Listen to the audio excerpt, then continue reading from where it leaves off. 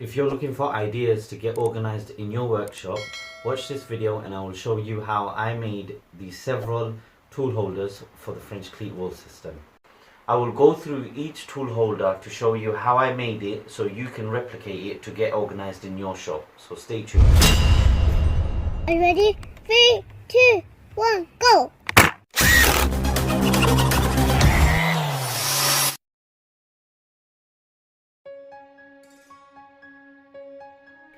So to begin with, for the sanding machine holder section, you place the sanding on a scrap piece of wood and mark out the curve for your sanding machine, and then we will cut that to get the shape out which it will sit on. So to cut out the curve, I am using my jigsaw, and I believe that would be the best tool that you can use for this curve cut. You can always choose to sand the curve just to make it smoother.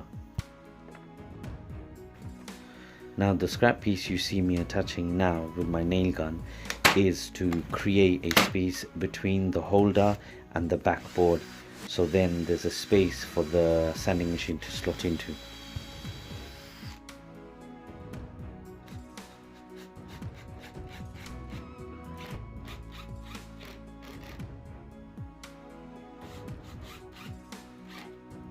Now that's the holder for the sanding machine done. Now I will make some shelves at the top for the sanding disc paper to slot into. Now I'm just attaching the cleat at the back, which will be the actual holder that hangs on, as you can see.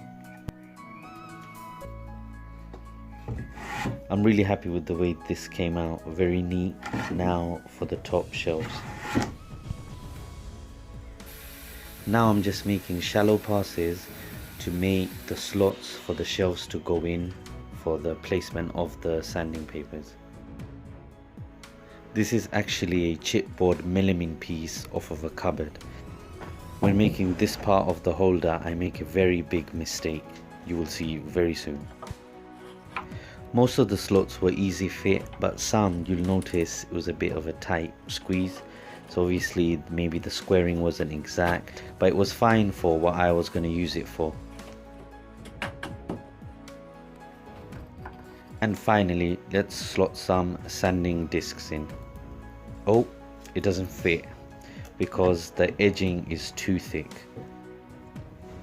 So somewhere I must not have taken into account the thickness of the side scrap pieces. So I redone them with thinner scrap plywood pieces. So everything finally fits and I'm very happy with the way this turned out. Now let's move on to the next holder. I tend to use my hammers a lot in the workshop, especially when hammering in brad nails that haven't fully gone in. And every time I think about using the hammer, the first thing I'd be doing is looking for it. So this is perfect to be in my workshop. And I've made a third hole, which isn't for a hammer but for the chisel to sit in, which I rarely use, but I thought it's only fitting to put the hammer and the chisels together. So again, I'm attaching the cleat holder at the back, same thing, pilot hole, and put some screws in. I tend to put 3, sometimes 2 is enough depending on the weight it's going to hold. I'm happy the way this turned out, but I would have preferred it if the slots were a bit tighter so the hammer doesn't move as much, but the chisel sits perfectly fine.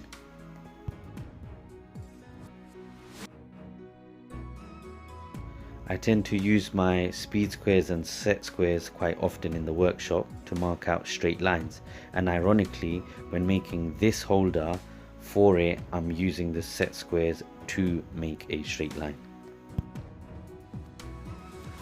The piece that I'm cutting out will be the main backboard piece that the set squares and the speed square sits on, and now you can see me marking out the little notches or scraps of wood for it to sit on. I use the same principle for my speed square, as you can see right now, and a quick demonstration.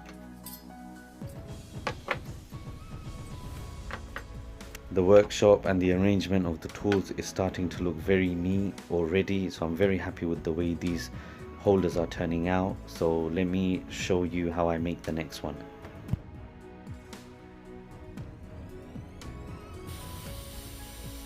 Now I'm sure it's not just me who always misplaces screwdrivers, so a holder for my screwdrivers, which there isn't many, but the two that I use, there has to be some sort of holder that I must make. So here it is.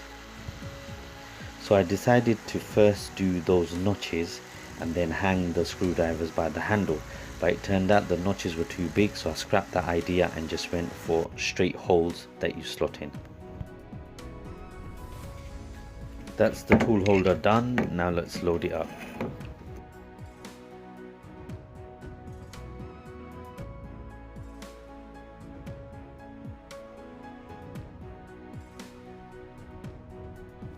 Now everyone uses tape measures and pencils for marking in their wood shop or any type of workshop. So this type of holder was definitely on the list to go onto my French cleat wall.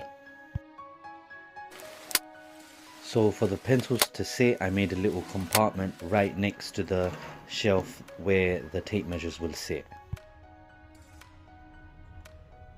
I'm adding a scrap piece so the tape measures don't tip over from the side.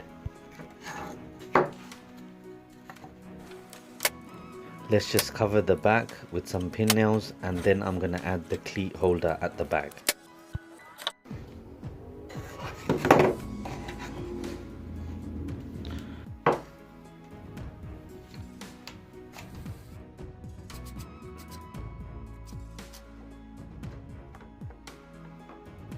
Now let's test this out. I'm very happy with the way it's looking, and now let's see how it fits with the tape measures and pencils.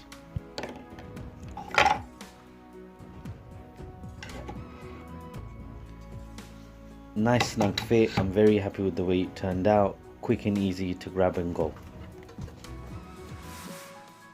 Now here's a little showcase of how the tool wall is looking. It's immediately very neat and transformed the workshop. You can see my drill holders there, which I did not show how I made this. This is because that was my first tool holder that I did make, which I was a bit nervous, so didn't think I should record it, but it came out okay. But stay tuned and remember to subscribe, because I will be making more tool holders to add to my collection.